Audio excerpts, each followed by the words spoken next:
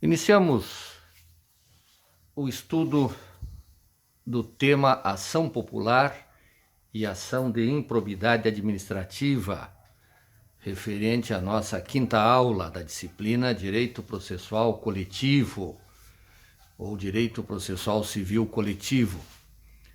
Vamos então verificar esses dois procedimentos que compõem o direito processual civil coletivo. Aqui na fase introdutória, importante referir esses aspectos que já abordamos em aulas passadas, que tratam da coletivização da vida social, da vida econômica, da vida política, da vida contemporânea em geral. A coletivização, ela se acentua, ela se faz cada vez mais presente e constante em razão do próprio aperfeiçoamento do sistema existencial, de uma forma geral, sistema econômico, sistema jurídico, sistema social, ele vai se aperfeiçoando pelas próprias exigências da vida moderna. E aqui vários bens emergem como importantes, como merecedores de proteção jurídica fortalecida. Esses bens integram noções gerais, noções amplas como patrimônio público, moralidade administrativa, probidade, meio ambiente. Então, esses bens, essas exigências comportamentais que passam a gozar então de proteção jurídica, levam a uma publicização da vida e dos interesses. Então, já não é mais apenas a questão privada, o individual, que tem relevância, que tem importância. Claro que se mantém esse espaço do privado, mas cada vez mais vamos observando que o público se amplia, mas se amplia para proteger, para garantir um ambiente rígido, um ambiente qualificado, um ambiente adequado, no qual essa ideia de benefício para todos possa ser materializada.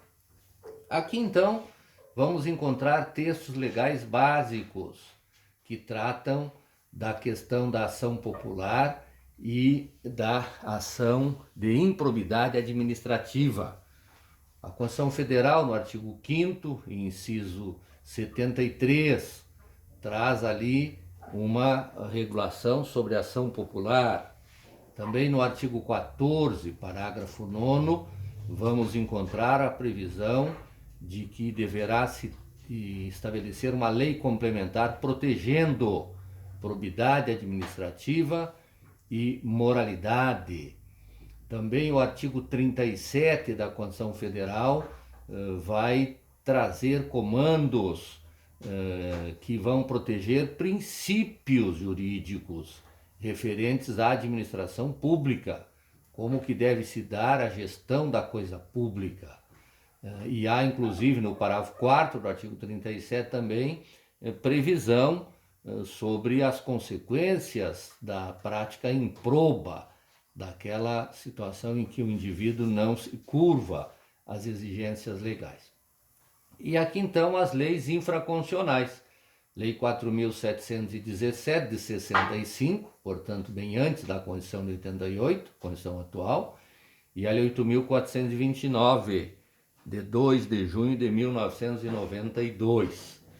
Então esses textos terão que ser lidos. O texto da Constituição, desses pontos específicos que me referi, e essas leis infraconstitucionais, que são as leis de regência, as leis específicas desses procedimentos, a 4.717 da ação popular e a 8.429 da ação de improbidade administrativa.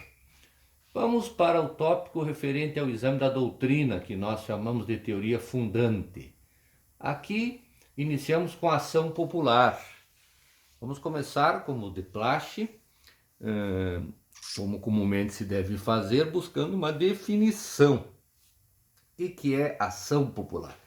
Trata-se de uma ação que assegura, então, a qualquer cidadão questionar judicialmente a validade e a lesividade de atos administrativos que atentam, então, contra o patrimônio público, a moralidade administrativa, o meio ambiente e o patrimônio histórico e cultural nos termos legais. Então, a ação popular é, em verdade, aquele mecanismo que tem um procedimento jurídico especial e que é de jurisdição contenciosa. Significa, então, que temos aqui uma garantia de que o cidadão pode atuar, pode agir, e ele dispõe de um meio para provocar aquele órgão encarregado de cobrar o cumprimento da lei, de implementar o cumprimento da lei.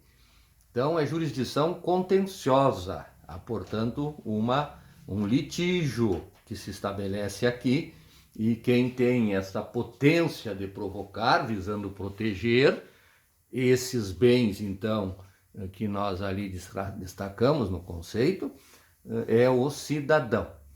Então, aqui o que temos é o cidadão exercendo a cidadania. Sabemos que o exercício da cidadania nos tempos modernos pode se dar de forma direta ou indireta. Não estamos falando aqui de democracia direta ou democracia representativa. Estamos falando de exercício de cidadania. O indivíduo agir ele diretamente, ele atuar. Então, diretamente ele vai interferir, ele vai importar-se com a coisa pública. E para agir diretamente, a Constituição Federal prevê, no artigo 14, e depois por leis ordinárias, leis infraconstitucionais, estabelecerá então, por exemplo, a questão da eleição, quando a pessoa poderá escolher os seus representantes que vão atuar na Câmara de Vereadores, na Assembleia Legislativa, no Congresso Nacional, ou mesmo nos poderes executivos desses 3 entes da federação. Também participa da produção de leis, via referendo, via plebiscito, também havendo a possibilidade de propor projetos de lei de acordo com a legislação própria. É possível que o cidadão se organize e, seguindo certas exigências, certos rituais, encaminhe propostas de projeto de lei no âmbito estadual, no âmbito federal. E aqui também a ação popular está dentro dessa ideia de uma ação direta do cidadão. Ele provocando, ele agindo, ele atuando, indo ao judiciário, apresentando então um tipo de solicitação por via de uma ação, por via, portanto, de uma ação específica. Ele não vai defender um direito dele mesmo, mas um direito que se enquadra dentre esses bens que ali no conceito nós destacamos, nós apresentamos. Então, eis aí o conceito e a denominação, ação popular. Então, o nome está a dizer, é aquela ação que garante, que protege, que assegura esse exercício direto da cidadania. Não há, portanto, uma específica proteção de um direito individual. Trata-se, portanto, de direitos aqui coletivos, direitos geralmente difusos, então direitos transindividuais, como vimos nas aulas anteriores. Aqui o ponto 212, Gênese e evolução histórica. Trata-se esta ação popular de uma garantia constitucional. A garantia é o quê? É aquela situação em que o direito violado ele pode ser protegido por via da garantia. Não adianta o Estado prever um direito, dizer que há um bem da vida protegido, mas o indivíduo não tem aonde reclamar. Ele não pode autotutelar o seu direito, a não ser em situações muito próprias, muito específicas, Portanto, se o direito é ferido, eu preciso ter, o cidadão tem que ter aonde, como ir aos órgãos estatais que estão dotados de força para agirem, para atuarem na proteção do direito material. Então isso aí chama garantia, e é uma garantia constitucional.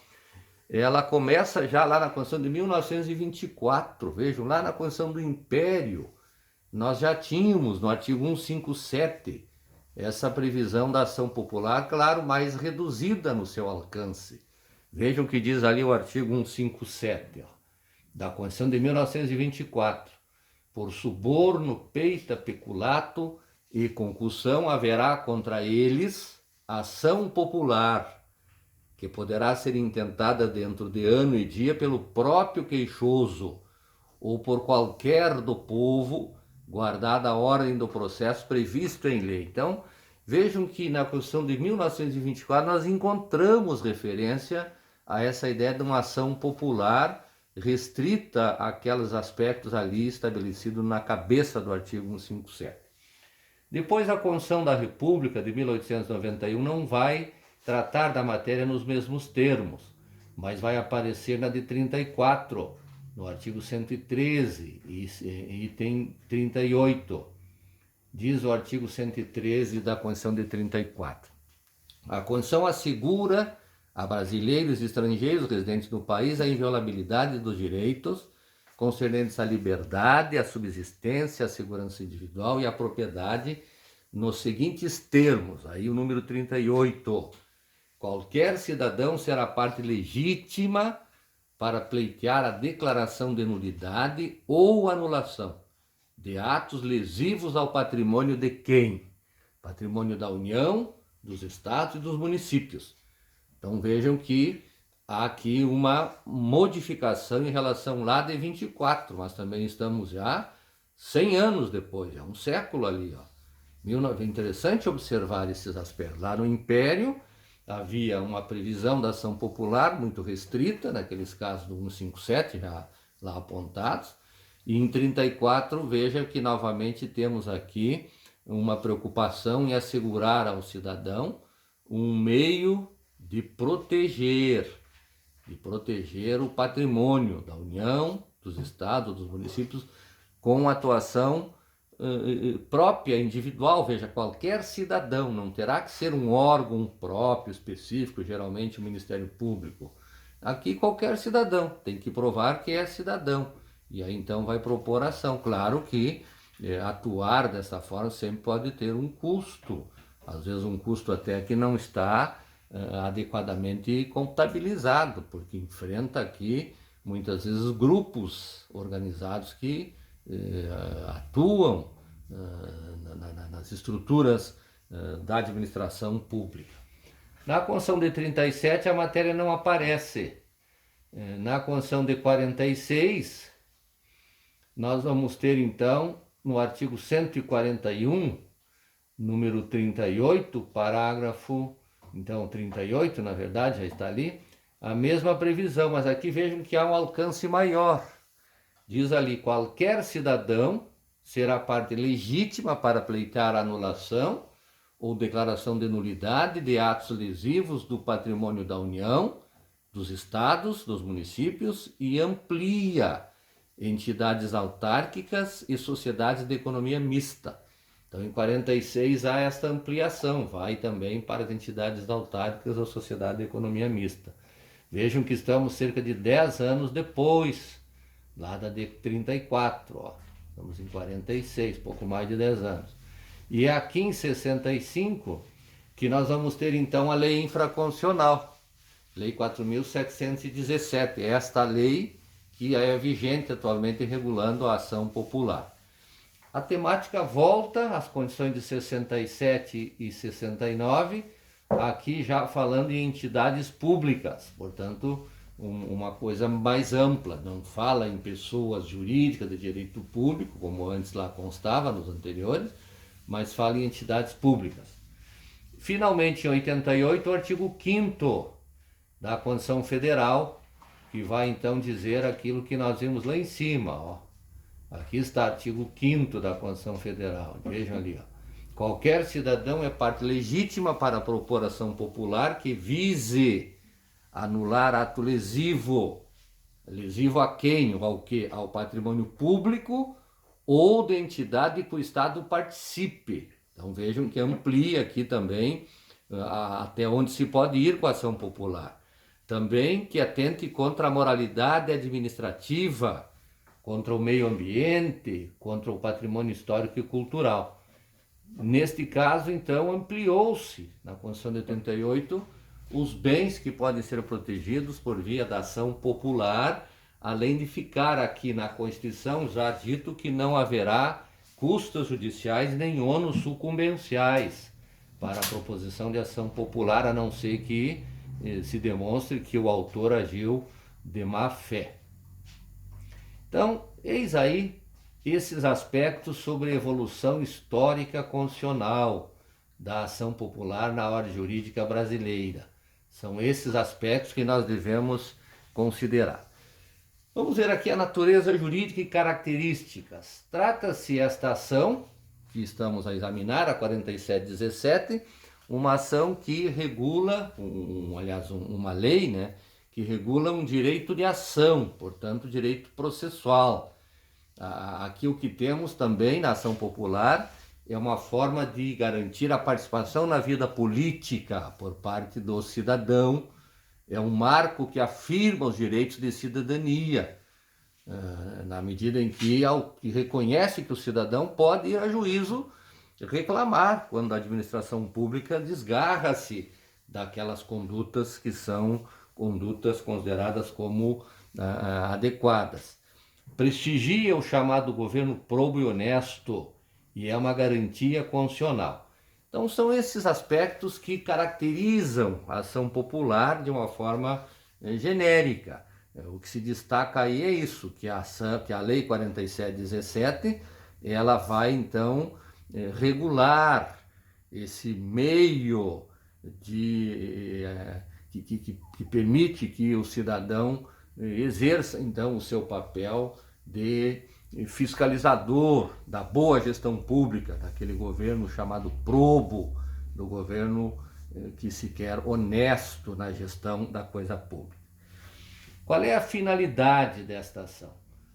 Declarar nulo ou anular ato administrativo, lesivo do quê? Do patrimônio público, da moralidade administrativa, do meio ambiente.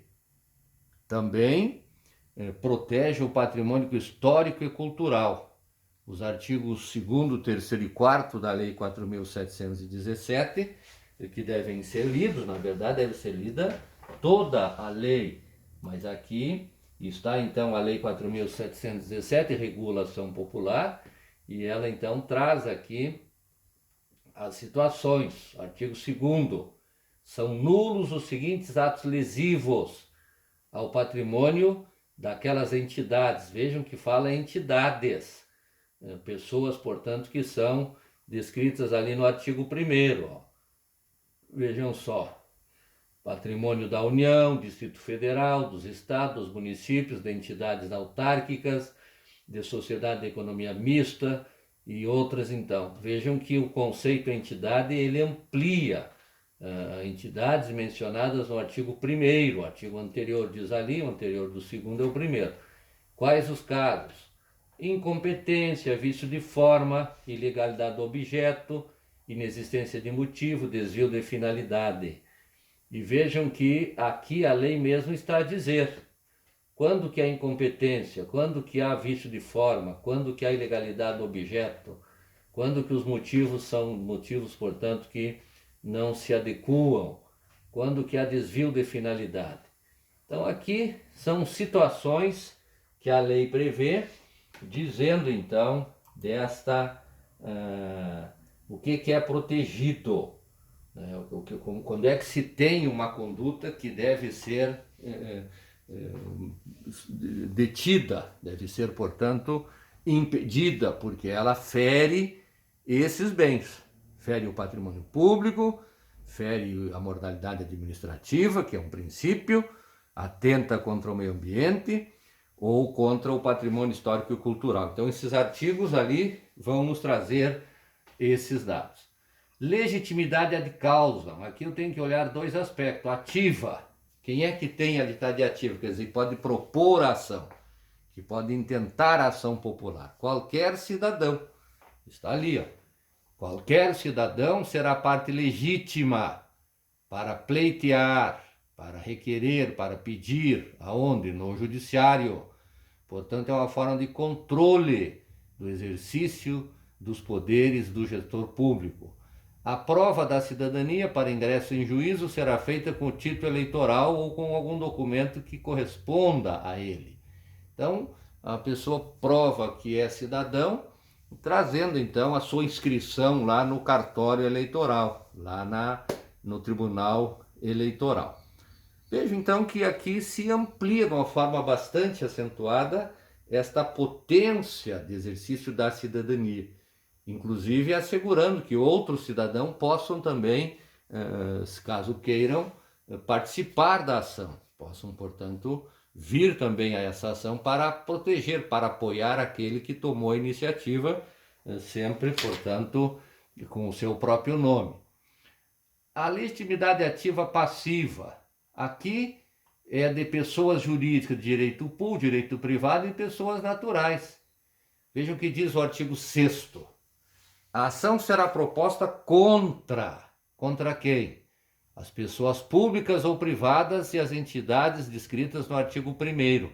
Então a ação é proposta contra aqueles que em verdade são as vítimas da ação do mau gestor, mas elas devem constar na ação. Contra as autoridades, funcionários ou administradores que tiverem então agido e que tenham, segundo o autor, praticado um ato que deve ser controlado. E também contra os que foram beneficiados diretos do ato. Então notem que são 3 sujeitos que podem ser chamados na ação popular para responderem por aquele ato administrativo, porque tu tem aquele que pratica o ato em razão de que ele integra determinado órgão ou pessoa jurídica de direito privado, direito público. E então será contra a pessoa jurídica, que na verdade vai ser a que está sendo vítima, também contra aquele que exerce o poder de praticar aquele ato, mas que desgarrou-se da lisura, e aquele que é beneficiado, que portanto vai receber algum tipo de vantagem. Então, tanto pessoas jurídicas, seja de direito público, de direito privado, quanto pessoas naturais, podem aqui ser acionadas. Vejam aqui no parágrafo 5º, isso aqui que artigo é esse aqui? Artigo 6º, parágrafo 5º, o que diz ali? Ó? É facultado a qualquer cidadão habilitar-se como litisconsorte do autor da ação popular. Então aqui se garante essa possibilidade das pessoas também aderirem, protegendo, não vai entrar como uma associação, mas cada indivíduo com o seu próprio nome, seu próprio CPF, como costumamos falar, né? Separando o CPF e o CNPJ para se referir a pessoa jurídica ou pessoa natural. Mas no caso aqui é o título de eleitor que deve ser apresentado, não apenas o CPF. Também aqui vejam que há uma preocupação de assegurar que o MP vai acompanhar a ação e também deverá, se for o caso, promover responsabilidade civil ou criminal daqueles que incidem nesta situação de prática desses atos. E é vedado ao MP defender o ato impugnado ou os autores. O Ministério Público não pode atuar como advogado dos requeridos nessa ação. O Ministério Público vai acompanhar a ação e deve auxiliar. Ele não tem legitimidade para propor a ação, mas ele pode auxiliar na medida que então ali reconhecida esta potência para o Ministério Público. Depois, a competência será que, de acordo com o artigo 5º, conforme a origem do ato impugnado. Pode ser a Justiça Federal ou estadual.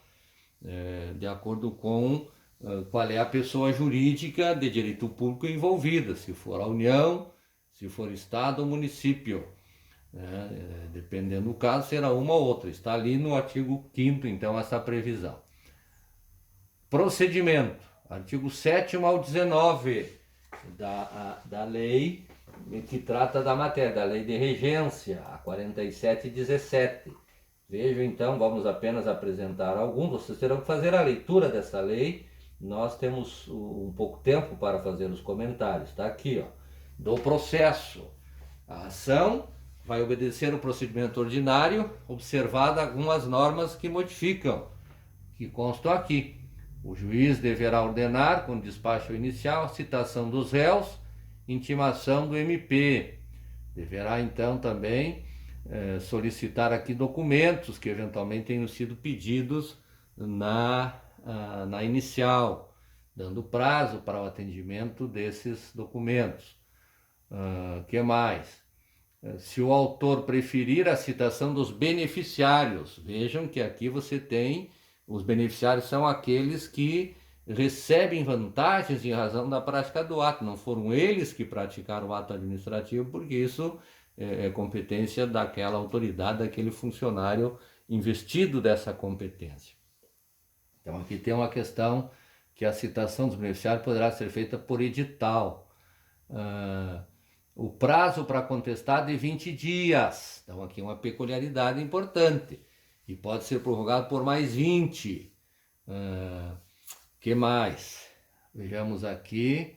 A produção da prova testemunhal também, ó, caso não requerida até o despacho saneador, a produção de prova testemunhal ou pericial, o juiz dará vista às partes por 10 dias para alegações e terá que exarar a sentença 48 horas após expirar este prazo.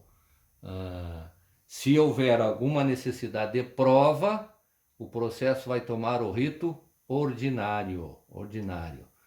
Então, vejam que há aqui essas regras aqui específicas que devem ser examinadas, devem ser lidas, né? Uma série de preocupações do legislador requerendo, portanto, ou prevendo aqui situações que podem demandar a intervenção do MP, por exemplo, aqui no 9º, se o autor desistir da ação ou der motivo à absolvição de instância, serão publicados editais nos prazos e condições previstos no artigo 7º, ficando assegurado a qualquer cidadão, bem como ao representante do MP, dentro do prazo de 90 dias da última publicação, promover o prosseguimento da ação. Então notem que há aqui uma legitimação a posteriori. Aquele que iniciou a ação, se ele desistir ou agir de tal maneira que leve a uma situação de absolvição daquele que está sendo chamado a prestar contas da sua ação, então aqui se garante que outro cidadão possa vir ali assumir o prosseguimento da ação, ou mesmo o Ministério Público também fazer isso, né? Muito bem, então leiam esses artigos porque é importante para compreender bem este procedimento quanto à ação popular. Vamos aqui para o item 2.2, ação de improbidade administrativa. Vejam que nós temos um tempo reduzido para a nossa exposição, portanto nós destacamos alguns aspectos. O que é a improbidade administrativa? Esta ação é uma ação coletiva, por meio da qual os legitimados promovem a defesa da probidade na administração pública e, portanto, propõem a punição dos atos de improbidade. Aqui nós temos, então, a probidade como um bem jurídico. O que é o ato de improbidade? É aquele que atenta contra a probidade. Portanto, é aquele que, doloso ou culposo, ele está maculado pela indecência, pela desonestidade, desvia-se da finalidade pública, a sua prática revela má conduta, má índole, mau caráter e também está aliado à imoralidade, à malícia e à corrupção. Então, o ato da improbidade é combatido com rigor por isso, por essa sua marca de total inadequação, de total reprovação que merece. Então, temos que prestigiar o probo e perseguir e punir o improbo. Aqui a gênese e evolução histórica. Rapidamente lembrar que a Constituição de 88, então, prestigiou esse combate à corrupção administrativa e trouxe no próprio texto constitucional uma série de previsões de combate a situações de ferimento à probidade. Com isso, então, no texto da Constituição vai ser consagrada esta proteção, tanto os princípios na atuação da administração pública, como também vai ser necessário, então, criar uma lei própria, uma lei que trate da improbidade, que é a Lei 8.429 de 92, que nós vamos examinar mais adiante. Natureza jurídica dessa lei. Ela tem aspectos materiais e processuais. Quer dizer, ela tem aspectos ligados a direito material, mas é mais uma legislação ligada ao processo, a uma ação própria, que é chamada de ação civil pública, que está dentro dessa ideia de ação coletiva. Vejam que ela não é bem uma ação civil pública nos moldes da lei da ação civil pública, que tem peculiaridades no seu procedimento, como vamos ver mais adiante. Há uma previsão de penalidades, previsão de uma série de sanções que não se caracterizam como fazendo parte da ação civil pública, mas essa aqui também é chamada de ação civil pública, embora o correto é chamá-la de ação por improbidade administrativa, uma ação coletiva. Não há dúvida que está dentro da ideia de ação coletiva, porque volta à proteção de direito difuso. Então apresenta esses aspectos materiais processuais, a natureza repressiva punitiva e a natureza civil também. Por quê? Porque não afasta a punição penal. O mesmo ato, a mesma conduta que leva à punição por improbidade pode também ser castigado lá no juízo penal. Quais são as finalidades aqui? Reprimir atos da improbidade administrativa, atos que ferem os princípios do artigo 37, parágrafo 4 da Constituição da República Federativa do Brasil. Quais são as condutas improbas? Estão aqui, artigo 9º, 10º, artigo 9º, 10, artigo 10A e artigo 11. Não existe artigo 10º, é artigo 10.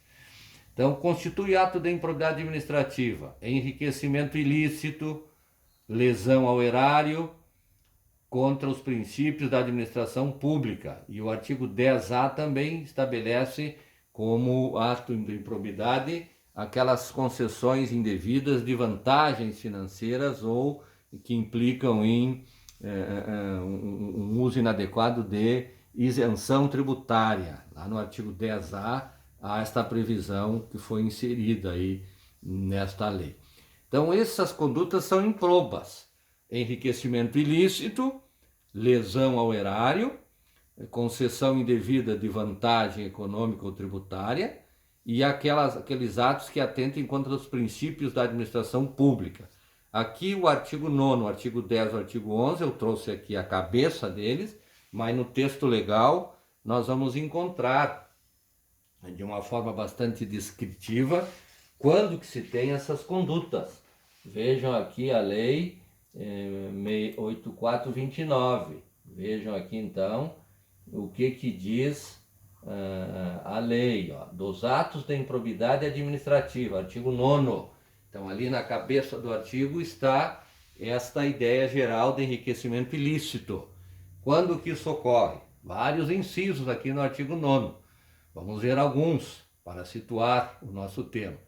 Receber para si ou para outro dinheiro, bem móvel ou imóvel ou qualquer outra vantagem econômica, direta ou indireta, a título de comissão, percentagem, gratificação ou presente de quem tem interesse direto ou indireto, que possa ser atingido ou amparado por ação ou omissão decorrendo das atribuições do agente público.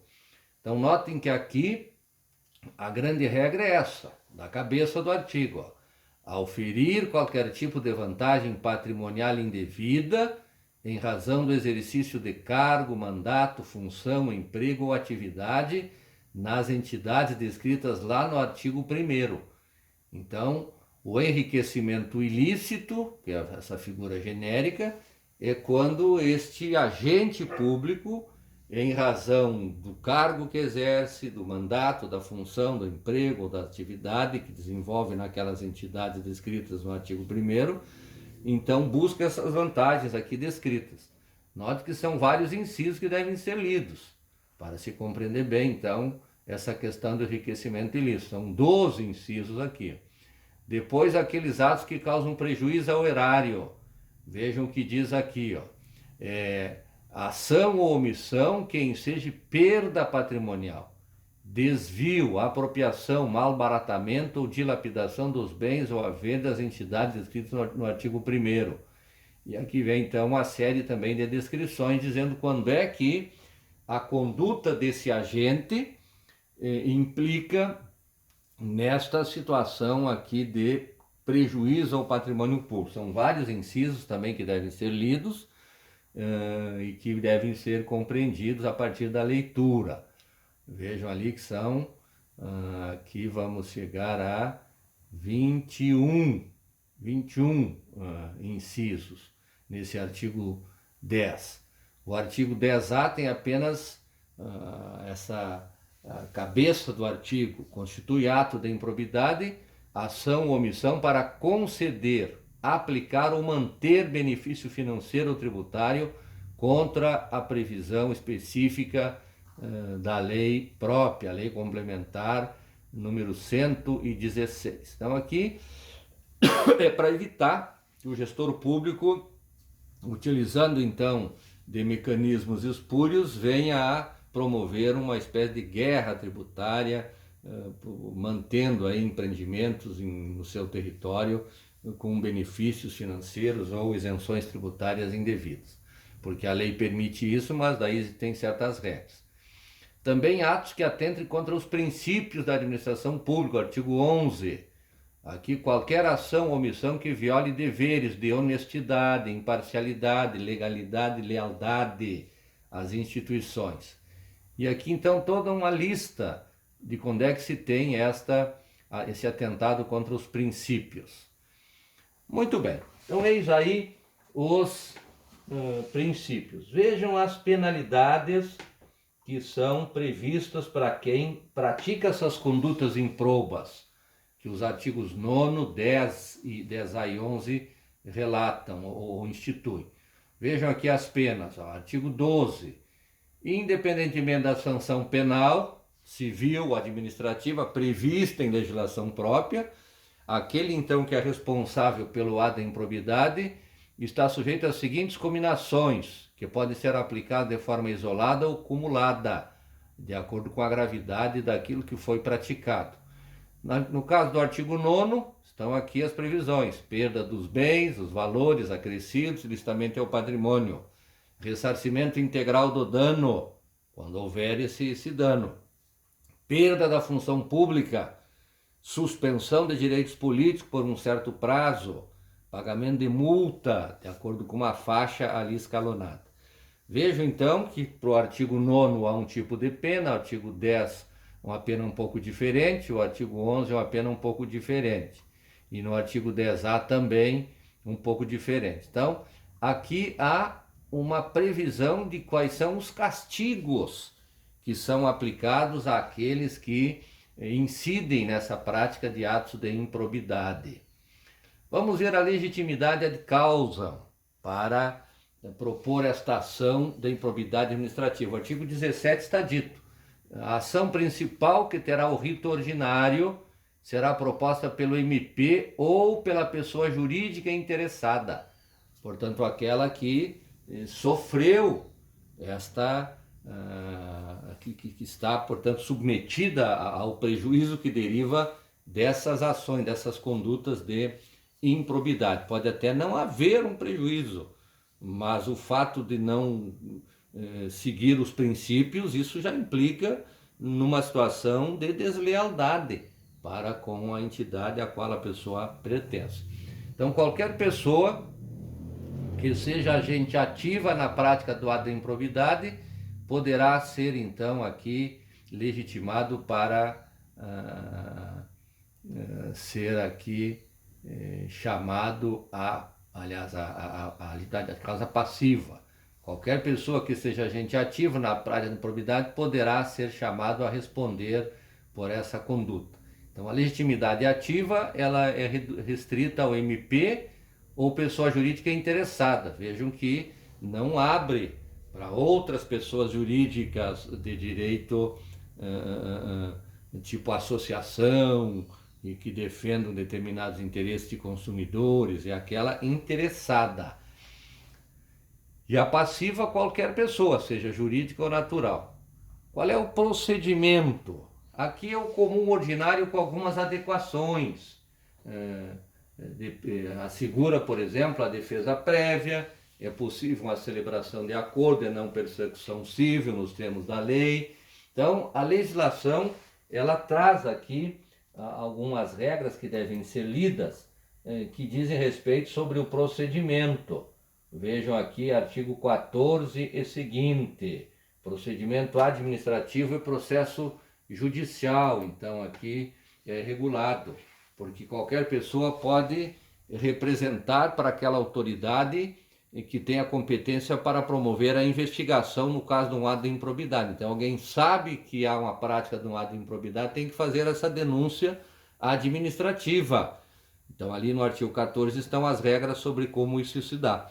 Aquela autoridade que é acionada, ela deve então promover uma investigação, pode ter uma comissão de inquérito, depois abrir um processo administrativo para buscar verificar se alguém de fato que foi acusado praticou o ato improbo. E claro, depois comunica ao Ministério Público, se for o caso. Vejam aqui, artigo 15. A comissão processante dará conhecimento ao Ministério Público e ao Tribunal o Conselho de Contas desse procedimento administrativo para apurar a prática de ato de improbidade. O Ministério Público ou o Tribunal de Contas poderá, a requerimento, designar representante para acompanhar esse procedimento administrativo. Então veja que aqui há um procedimento administrativo que pode levar a uma pena administrativa, né? Mas ainda assim a ação penal e esta ação aqui de improbidade, porque essa ação aqui é uma ação de improbidade administrativa, é própria, é voltada para proteger a probidade.